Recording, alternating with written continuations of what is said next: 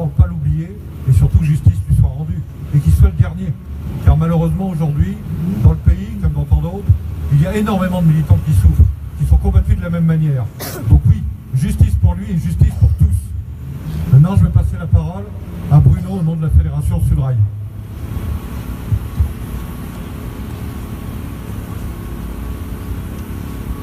Aujourd'hui, nous sommes là, rassemblés, pour honorer le souvenir d'Édouard. Édouard est parti trop tôt, est parti trop vite. Il est parti car il n'en pouvait plus d'être harcelé sous l'écho répété de ces voyous en col blanc qui ne pensent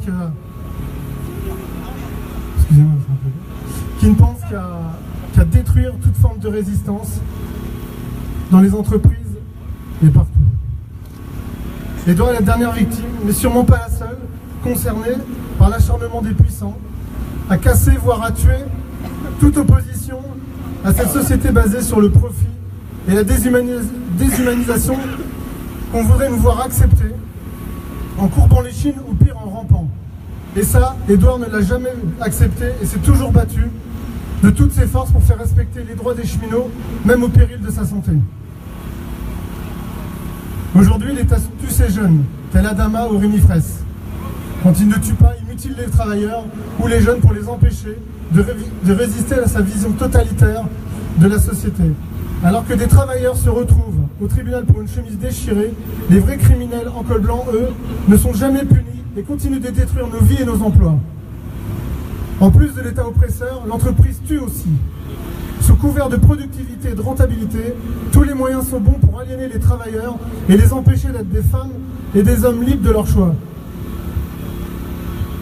En plus des restructurations et des suppressions d'emplois, les patrons utilisent toutes sortes de pressions afin de briser toute volonté de résister, mais les tribunaux patronaux sont des parodies de justice ou des dossiers montés à charge où l'issue est inéluctable. Les apprentis juges détruisent des vies, donc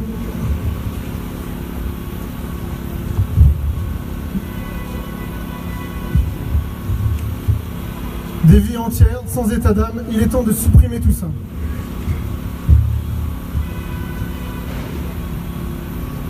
Mais ils n'y arriveront jamais, car nous nous dresserons toujours devant eux pour défendre les travailleurs, malgré toutes les menaces, les brimades et les sanctions. Comme Édouard l'a toujours fait, nous devons continuer le combat, son combat. La souffrance au travail et le mal-être des travailleurs entraînent bon nombre d'entre nous dans une spirale infernale où malheureusement pour certains, la seule issue est d'en finir. Orange, Renault, France Télécom, les hôpitaux, la SNCF et tant d'autres deviennent des monstres sans âme qui broient leurs employés, surtout s'ils se battent pour être des hommes justes et libres. La disparition d'Édouard a touché nombre de secteurs en résistance en France, en Europe et partout dans le monde. Des messages de soutien nous sont parvenus de l'ensemble du mouvement social. Nous voulons répéter aujourd'hui que la machine ne gagnera pas, que nos camarades ont raison de se battre contre elle, et qu'Édouard ne sera jamais oublié, et que nos combats présents ou futurs seront animés d'une force décuplée par le souvenir de notre ami. Militer n'est pas un crime, mais c'est un devoir. Justice pour Édouard, justice pour Édouard.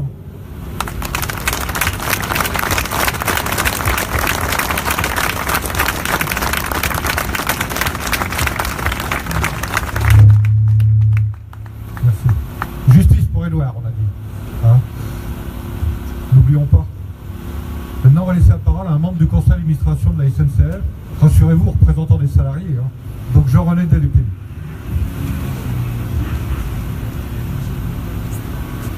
De la SNCF. La SNCF n'existe plus. Je suis au conseil d'administration de SNCF Réseau, un des membres de la SNCF. J'interviens aujourd'hui, ce n'était pas prévu, pour souligner, comme l'ont fait mes prédécesseurs, là, que la souffrance au travail, la violence managériale et la souffrance au travail, c'est bien un système. C'est pas des bavures de l'intensification du travail, c'est un système pensé, organisé, mis en œuvre, sans aucun scrupule par les représentants de la classe patronale, bien sûr, qui sont présents aussi à la SNCF.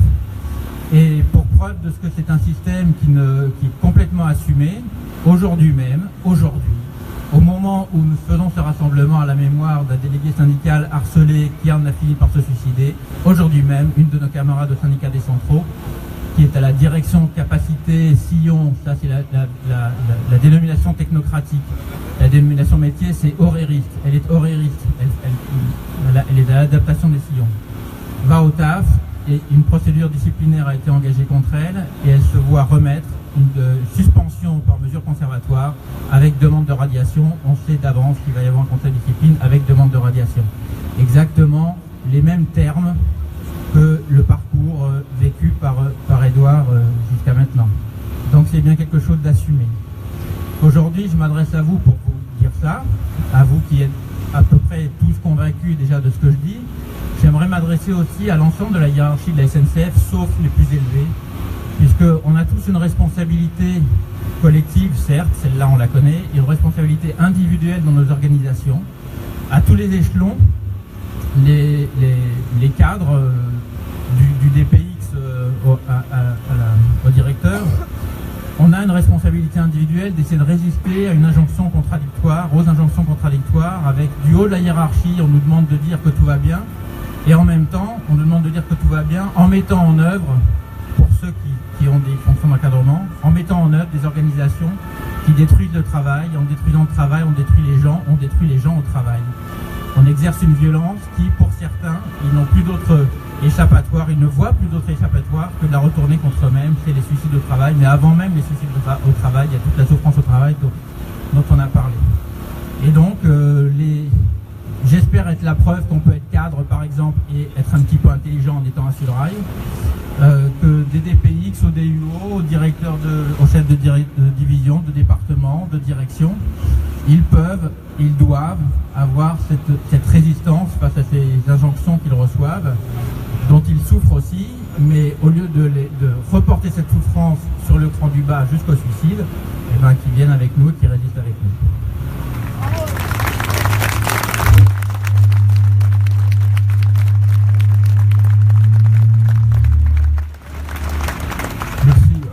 On ne voudrait oublier personne dans les remerciements, donc bien sûr, merci à tous ceux qui sont venus, donc syndiqués, pas syndiqués, anonymes, cheminots, autres.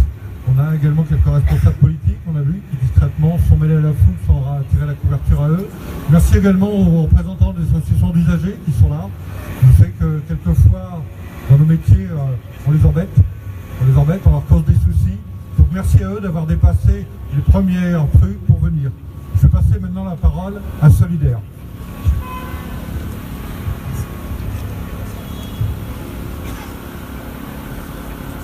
Bien, c'est quelques mots à la mémoire d'Édouard, pour que justice soit faite pour lui, mais aussi à la mémoire de toutes celles et tous ceux qui tombent qui perdent leur vie à essayer de la gagner.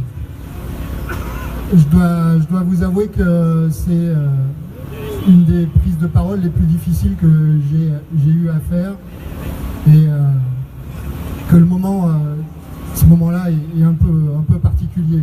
J'imagine qu'il est pour vous toutes et tous aussi très particulier, notamment pour les camarades de Sudrail globalement et de Sudrail Paris-Saint-Lazare plus particulièrement.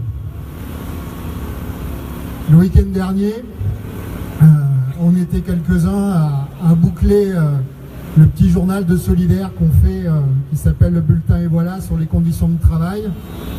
Et on était en train de voir ce qu'on allait pouvoir mettre dans la page actualité. Et sur cette page actualité, on avait commencé à échanger autour de cette question du burn-out qui apparaît un petit peu partout et qui a succédé à ce qu'on a appelé le harcèlement moral, puis après le stress au travail, puis après la souffrance au travail, puis après c'est devenu la qualité de vie au travail, et puis maintenant c'est le burn-out. Mais c'est à chaque fois la même chose, c'est à chaque fois l'organisation du travail, c'est à chaque fois les méthodes d'organisation du travail qui sont en cause. On leur met des noms différents, on essaye de les transformer, on essaye de nous faire croire que parfois on en serait la cause, qu'on serait trop fragile, qu'on ne serait pas adapté, qu'on serait trop militant. Comme on a dit à Édouard, il regardait les gens méchamment.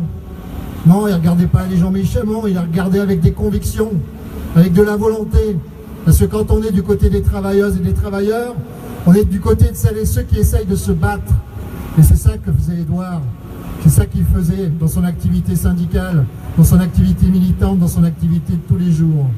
Et donc c'est tout ce discours qui essaye d'aseptiser les rapports sociaux, qui essaye d'aseptiser les rapports de force, qui essaye de nous faire croire qu'il n'y a plus besoin de se battre, que tout est déjà réglé, qu'on est des partenaires sociaux, que tout est calme, détendu, et que c'est bien nous le seul problème. Le seul problème, c'est ceux qui essayent de relever la tête et d'essayer de se battre. Et c'est pour ça qu'Édouard est tombé. C'est pour ça qu'Édouard est tombé comme beaucoup d'autres, malheureusement. Parce que cette semaine dernière était une semaine particulière. Jean en parlera sûrement après moi pour la Fédération Sud Santé, mais mardi, il y avait la manifestation de la santé. Et au moment où on est arrivé sur le cortège, on apprenait qu'à Cochin, il y avait une infirmière qui s'était pendue le matin même. Et malheureusement, c'est pas la première. Il y a eu beaucoup de suicides à la PHP. Et quand je regarde les drapeaux qui sont là aujourd'hui, je vois les drapeaux de la Poste, je vois les drapeaux de la Caisse d'épargne, je vois les drapeaux de la santé, de la culture, je vois les drapeaux de tant d'endroits où il y a des salariés, où il y a des militantes et des militants qui se sont suicidés, ou qui ont arrêté de travailler, qui sont maintenant chez eux, qui ont arrêté de militer aussi, parce que ça devient dur de militer dans ces conditions-là.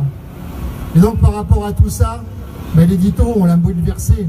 On a voulu parler de ça, on a voulu parler de l'actualité, de cette actualité-là, en souhaitant, et c'est ça qu'on souhaite tous aujourd'hui, c'est que justice soit rendue pour tous ces camarades, pour tous ceux qui sont tombés dans ces affaires-là, mais surtout qu'à chaque fois, ce soit bel et bien les derniers. Oui, on souhaiterait qu'Édouard soit le dernier à se suicider à cause de son travail, le dernier à se suicider parce qu'il militait. On le souhaite, mais pour que les choses changent, pour que les choses évoluent, au jour d'aujourd'hui, maintenant, il ne s'agit plus de se contenter de se lamenter, il ne s'agit plus de se contenter de constater, il ne s'agit plus de se contenter d'observer. Il s'agit de reprendre les deux chemins les plus importants pour nous. Nos deux forces. Notre force, c'est notre travail, notre capacité à faire tourner le monde. Et lorsqu'on s'arrête de travailler, le monde s'arrête de tourner et le capitalisme arrête de s'engraisser. C'est notre force. Et notre deuxième force, on l'exprime ici aujourd'hui, c'est notre solidarité. La solidarité des travailleuses et des travailleurs, c'est ça qui permettra que plus jamais aucune ou aucun d'entre nous ne perde sa vie à la gagner. On lutte.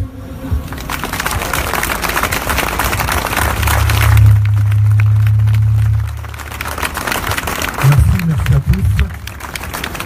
Maintenant, vous allez avoir des représentants aussi fortement confrontés à ce genre de choses, à dit Sud Santé Sociaux.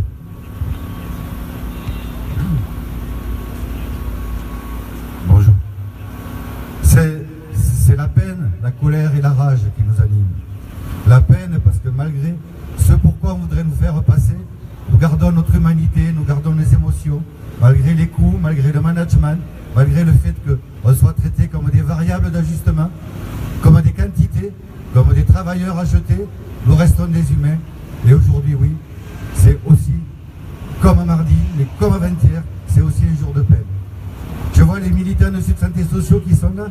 Il n'y a pas un hosto où on n'ait pas eu à subir un suicide dans les années qui ont précédé ou dans les mois qui ont précédé. Que ce soit Sud PTT, Sud Rail ou les autres. Oui, nous sommes confrontés quasi au quotidien aujourd'hui, soit à des morts subites au travail, soit à des gens qui mettent fin à leur jour parce qu'ils n'en peuvent plus de ce qu'on leur fait subir. Alors, de cette peine doit naître la colère, parce que sans colère, nous n'existerons plus. Recréer les collectifs de travail, recréer les collectifs de lutte. Dans un monde où on nous parle de dialogue social, il n'y a pas de dialogue social. Il y a du rapport de force. Ce rapport de force, on a à le créer. On a à le créer, nous, à l'intérieur de Solidaire, toutes les fédérations unies, mais avec tous les syndicats qui se joindront à la lutte, qui voudront en finir avec ce management insupportable. Oui, il faut changer la façon dont le travail aujourd'hui est instrumentalisé. Instrumentalisé au profit de quelques financiers qui, eux, se gavent tranquillement et qu'eux n'ont pas dans leur conscience les cris des camarades qui ont souffert pendant des mois et des mois avant d'aboutir à mettre fin à leur jour. Oui, nous devons exprimer notre rage, parce que si on n'exprime pas cette rage, elle se retournera contre nous. Et je n'en dirai pas plus parce que c'est très difficile aujourd'hui. aujourd'hui. Alors on se retrouvera dans la rue, dans les collectifs, pour renverser cette société. Et ne m'en voulez pas beaucoup si je vous dis un monde où à un moment donné, il va falloir que la peur change de camp.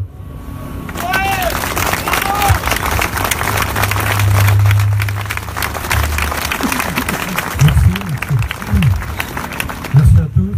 Il y avait tout à l'heure des membres du collectif anti-répression. Je ne sais pas s'ils sont toujours par là ou s'ils sont perdus. Sinon, on va donner la parole aux autres organisations syndicales, si certaines voulaient parler.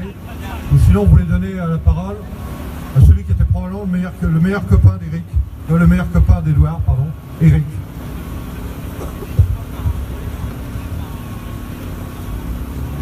Bonjour à tous et à toutes. Merci d'être là. Et voilà, vraiment, ça me fait plaisir de voir qu'il y a tout le monde qui est là. Toutes les organisations syndicales, tous les syndiqués, les non-syndiqués, les gens de la rue, les gens qui ont lu l'information.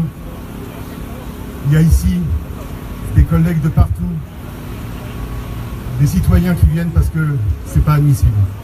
J'ai préparé un petit texte pour Edouard, un petit peu personnel. Donc Edouard, il détestait ce qu'on encense ceux qui sont partis et qu'on fasse d'un saint, un saint d'une crapule, du simple fait qu'il aurait eu la bonne idée de mourir. Ce n'était pas le cas d'Edouard. Edouard, c'était vraiment un type bien. Il vomissait le consensus lourd et le politiquement correct. Mais pour lui, pour le chauve, parce que c'est comme ça qu'il s'appelait, le chauve, pas besoin de se forcer. C'était un type bien, c'est sûr. Mais c'était un être humain avec ses forces et ses faiblesses, ses qualités et ses défauts. Il convient de ne pas oublier totalement les secondes, mais aujourd'hui d'évoquer les premières. Édouard détestait le mensonge, l'hypocrisie, la lâcheté ordinaire, et notamment celle de la direction SNCF. Il était iconoclaste, insolent, souvent ingérable, toujours révolté et indigné, et surtout capable de saillies verbales et de réactions aussi inventives qu'inattendues. C'était plus fort que lui, il fallait qu'il réagisse, devant les tartuffes de la direction, quand ils commençaient à débiter leur tartufferie, justement, et quels que soient les risques.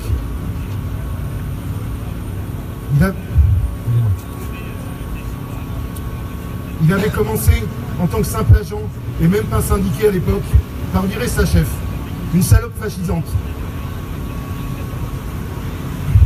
qui tenait ouvertement des propos racistes sur l'homme de ménage. Il avait fait signer une pétition, et la crapule avait été déplacée. Il fonctionnait au défi aussi, comme avec sa chef suivante, qui s'étonnait qu'il ait pu s'inscrire à l'examen de technicien commercial. Il avait répondu « Mais madame, cet examen, tout le monde peut l'avoir. La preuve, vous l'avez vous-même. » Et il l'avait eu. Il avait bossé, il avait eu l'examen. C'était du Édouard, provocateur, avec les cons et politiquement incorrect. Tous ceux qui y étaient s'en souviennent encore. Quand le patron en réunion un jour lui avait dit, alors qu'il était assis à plus de 10 mètres, « Mais monsieur, arrêtez de me menacer avec votre doigt. » Il parlait comme ça.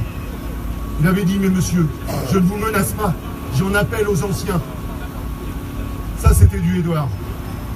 Le copyright est aujourd'hui caduc, et j'invite tous les militants présents à utiliser cette réplique en souvenir de lui, s'il se trouvait dans une situation semblable. Je vous le dis sans qu'un seul doute soit possible, il aurait adoré le rassemblement d'aujourd'hui, sans querelle de chapelle, sans barrière d'étiquette ou de profession. Les Tartuffes détestent ce type de personnage inclassable et imprévisible. Ils lui ont fait la misère pendant des années. La liste est trop longue de toutes les mesquineries qu'ils lui ont fait subir. Et comme Édouard aimait l'autodérision, je peux évoquer une plaisanterie récurrente entre nous, qui revenait comme un leitmotiv dans les couloirs de l'entreprise, à chaque fois que nous croisions un des très nombreux collègues en difficulté. On disait « C'est sûr mon ami, t'as un bon dossier. » Il a un bon dossier. Et encore aujourd'hui, même à titre personnel, j'aurais préféré que la dernière pièce soit moins convaincante, Édouard. Une nouvelle fois, malheureusement, c'est un frère d'armes dans la lutte pour la dignité qui tombe. Combien doivent tomber comme lui pour que nous ne supportions plus le mensonge? Ils sont trop nombreux, nous le voyons tous les jours. Depuis que le seul espoir collectif que nous proposent les politiques est un bilan comptable. Depuis que la Cour des comptes décide des rêves que nous pouvons avoir ou pas. Nos anciens rêvaient d'un état de droit, pas d'un état où des escrocs sont candidats à la présidence en criant à l'innocence, où la justice protège le fort et écrase le faible, où des pseudo-experts sont à la solde des lobbies, où le MEDEF et les patrons nous expliquent ce qui est raisonnable, où nous font croire qu'ils travaillent pour le bien commun. Édouard détestait profondément toute cette hypocrisie. Et la SNCF, nous avons notre lot quotidien. La SNCF est une entreprise qui produit énormément de chartes, énormément d'engagements sur la déontologie, sur l'éthique, et qui après, on sait ce qu'elle en fait. Elle les accroche dans les toilettes. D'ailleurs, Édouard a eu une enquête sur lui, suite à une réunion le 25 septembre 2015, une enquête de la direction de l'éthique et de la déontologie. La direction de l'éthique et de la déontologie. Rien que ça, ça sent bon l'hypocrisie. Et qu'est-ce qu'elle dit cette enquête? Édouard soutenait le regard. Édouard regardait les dirigeants dans les yeux. Édouard faisait des courriers et donnait du travail aux responsables de l'entreprise. Voilà la procédure de sanction qu'il avait contre lui. C'est pas anodin. Il soutenait le regard. Oui, voilà ce qu'ils veulent aujourd'hui. Ils veulent qu'on baisse la tête. Ils veulent qu'on baisse les yeux. Quelqu'un qui ne baisse pas les yeux, on doit l'abattre. Son histoire commence avant 2010. 7 ou 8 ans de combat, de lutte, où il n'a pas baissé les yeux. Et après, il nous dit qu'il faut agir avec courtoisie en réunion. Sinon, c'est pas bien. On les insulte, on les injurie. Il faut être courtois, monsieur. Il faut être courtois. On voit de quel côté elle est, la courtoisie. Hein? Pour reprendre un événement récent, moi je dirais que, de sources officielles, les policiers, quand ils ont détourné l'usage de la matraque, ils ont été très courtois. Mais il semblerait que... Théo, excusez-moi, ça m'a échappé. Il semblerait que Théo, il ait crié, et même au moment où ça lui a fait mal, il paraît qu'il a été injurieux. Et ça, c'est pas admissible. Voilà, ça c'est la façon dont fonctionne la direction SNCF. Aujourd'hui, la direction SNCF, elle est responsable, c'est sûr. Elle a été prévenue, Pépi a été prévenue par une experte judiciaire. Il a reçu le courrier il y a plus de 15 jours ou quelque chose comme ça, une semaine, 10 jours. L'accusé-réception fait foi. Et pourtant, il continue, et même aujourd'hui, la courtoisie, elle est où quand on essaye d'empêcher les agents de venir au rassemblement? On leur dit qu'ils vont être en absence irrégulière s'ils viennent. Les agents de la gare Saint-Lazare, les petits chefs tournent et expliquent que le droit d'alerte qu'on a déposé, parce que quand même, c'est traumatisant pour l'ensemble des agents, ce décès, ils refusent de les laisser venir. Aujourd'hui, on l'a vu, c'est dans tous les services publics comme ça. Tous les services publics ont leur lot. Hein. La Cour des comptes salue la transformation de la Poste et ne parle pas des suicides et des arrêts maladie. On l'a vu dans les hôpitaux. Tous les jours, c'est comme ça. Donc, il convient que Édouard ne soit pas en vain. Et je vous invite, pour ceux qui peuvent, le 29 mars, on a 2 militants aussi qui sont proposés à la radiation. Un le 29 mars et un le 26 avril. Voilà la SNCF d'aujourd'hui. Voilà celle qui signe les chartes d'éthique et de déontologie, qui signe des accords d'entreprise sur le déroulement de carrière des travailleurs handicapés, qui signe des accords d'entreprise sur la non-discrimination des militants syndicaux. Voilà ce qu'elle fait. 2 militants syndicaux, 2 membres du CHSCT. Un le 29 mars, un le 26 avril, proposés à la radiation. Merci.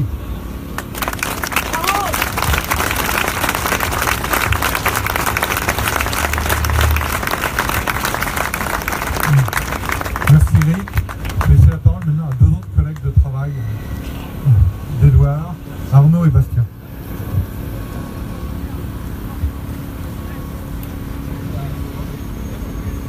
Bonjour à tous. Déjà, c'est impressionnant de parler devant tant de monde et bravo à tous d'être venus. Et je pense que le fait d'être là, j'ai vu en faisant le tour un petit peu du rassemblement, il y a des collègues qui travaillent dans la gare qui sont en tenue et qui sont venus, qui ont osé dire non à leurs chefs, qui ont le culot aujourd'hui de venir faire le tour de la gare des services et de venir dire qu'ils mettront les agents en absence irrégulière pour venir à ce rassemblement. Et ça, c'est juste scandaleux. Et le meilleur moyen de rendre hommage à Édouard, je dis bravo à ces collègues là qui sont venus en tenue et qui ont dit non à leur chef pour relever la tête. Parce qu'on ne travaille pas pour eux, on ne travaille pas pour nos chefs. Et Edouard, il n'a jamais travaillé pour ses chefs, il travaille pour ses collègues et pour le service public qu'il a toujours défendu. Et c'est spécial de parler de lui ici parce qu'en fait, moi je suis conducteur en gare Saint-Lazare et donc je ne travaillais pas avec lui. Il était à Sudrail comme moi, donc je l'ai toujours croisé dans les mouvements et il était toujours là. Et quand je fais le bilan dans ma tête de ce qui s'est passé, c'est que Edouard, moi je l'ai connu ici, Cours du Havre, en 2014, en train de défiler avec des banderoles, avec ses collègues, avec le sourire et en train de se battre, comme il l'a toujours fait.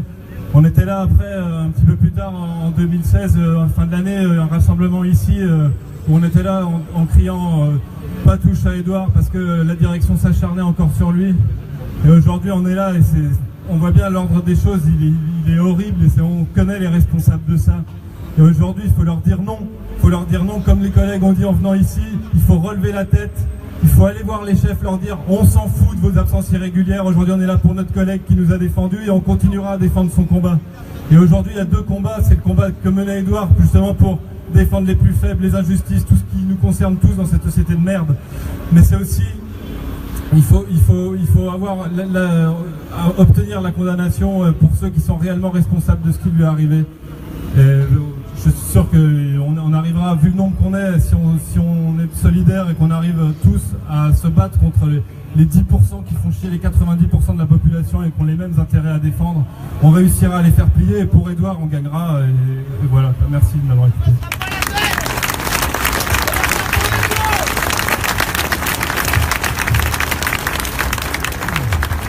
Comme d'autres, j'ai connu Edouard alors qu'il était encore au COE en tant que Roseg. Comme d'autres, j'ai pu voir sa détermination à ne pas laisser l'inadmissible se produire, à ne pas laisser la direction imposer sa loi. Je l'ai vu tenir tête et encourager les autres à en faire autant. Et comme tout le monde, j'ai vu cette direction chercher à l'isoler, à l'éloigner, à le briser. Mais Edouard ne baissait pas la tête. Lorsqu'il a été placardisé, il n'a pas baissé les bras. Il a mené cette affaire en justice jusqu'à faire condamner la direction.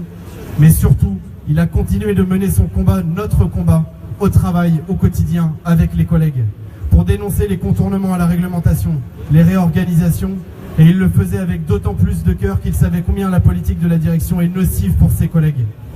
Il y a en effet beaucoup à dire. En l'espace de 20 ans, combien de milliers de postes ont été supprimés? Combien de missions en plus avons-nous eu à assumer pour que l'entreprise continue à tourner malgré tout? Dernière restructuration en date, les petits collectifs, maintenant rebaptisés Excellence opérationnelle, alors qu'elle portait bien mieux sa première appellation, d'abord petit avant effectif. Des coupes partout dans les effectifs de réserve pour faire assurer tous les postes par les mêmes agents, et pour la première fois, la direction est allée jusqu'à chercher ses économies directement sur nos salaires, en faisant sauter ici l'indemnité de réserve ou là l'indemnité d'horaire de nuit. Partout, la pression du sous-effectif organisé pèse sur nos congés, sur les arrêts maladie pourchassés, les absences irrégulières dégoupillées au moindre prétexte, sur les mutations qui sont soit gelées, soit barrées par des bilans de mobilité où l'arbitraire de la direction a tout le loisir de s'exprimer. Et pour que tout ça tienne, la direction a mis en place un climat d'intimidation, des pressions quotidiennes pour faire accepter les conditions chaotiques dans lesquelles nous travaillons, que chaque réorganisation vient encore aggraver.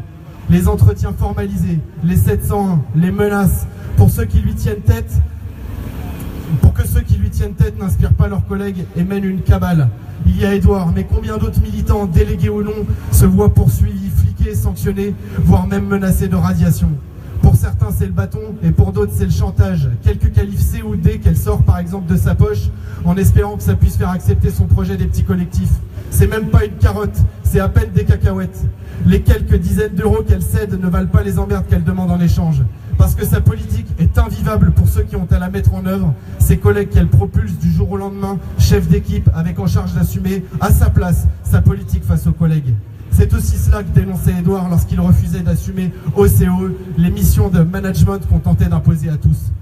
Si aujourd'hui nous sommes venus, c'est la peine au cœur, mais aussi la rage au ventre. Cette direction ne devra pas rester impunie. Bien sûr, il y aura la justice, les enquêtes des CHSCT, les nombreux témoignages qui déjà remontent de tous les chantiers.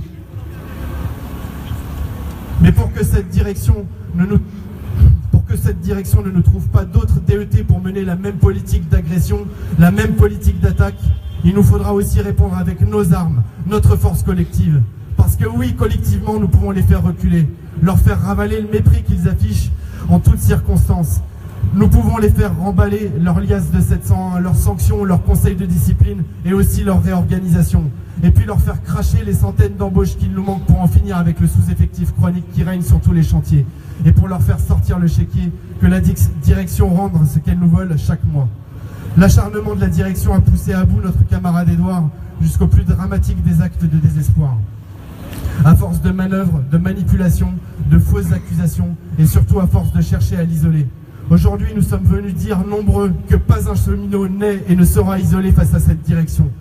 Et puisque ces drames se produisent partout, les directions mettent en place les mêmes recettes de sous-effectifs et d'intimidation, à Renault, à la Poste ou dans les hôpitaux, disons même franchement que pas un travailleur, de quelque secteur qu'il soit, n'est et ne sera isolé. Face à une direction qui voudrait nous faire penser qu'elle ne reculera devant rien, face aux pressions de la SNCF pour faire tenir la cocotte, nous répondons que nous nous donnons un programme, discuter ensemble, tous services confondus, avec toutes les gares, pour nous organiser et pour enfin faire péter le couvercle.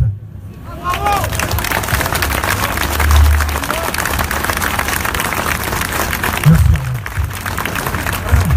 Avant de se diriger dans le calme et la dignité vers le quai 1 pour déposer les fleurs, on va laisser une dernière intervention, car malheureusement la répression est sur toute la SNCF. Donc un collègue aiguilleur de la gare de Juvisy, Jean-Marc.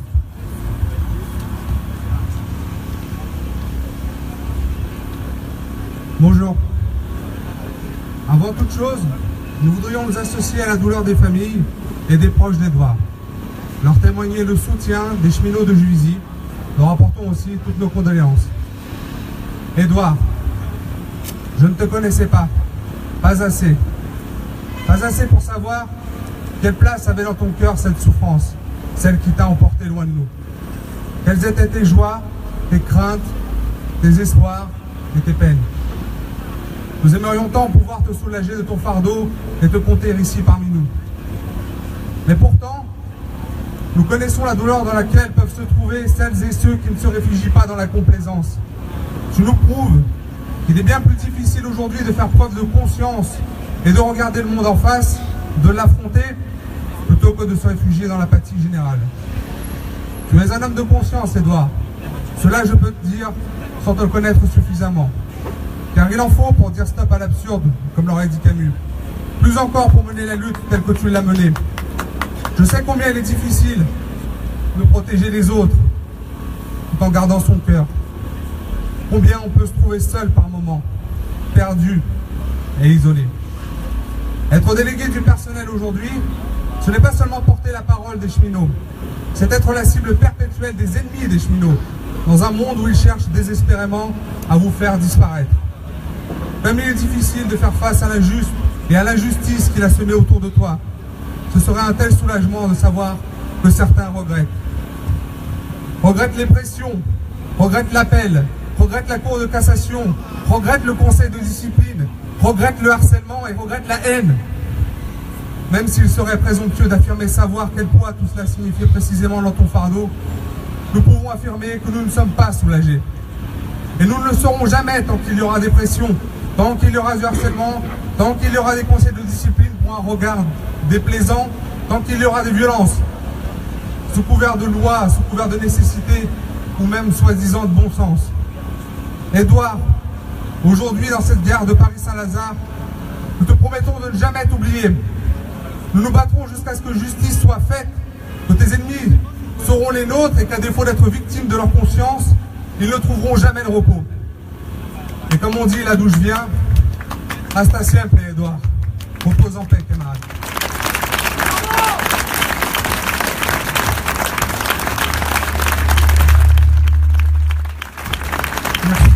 Merci à tous.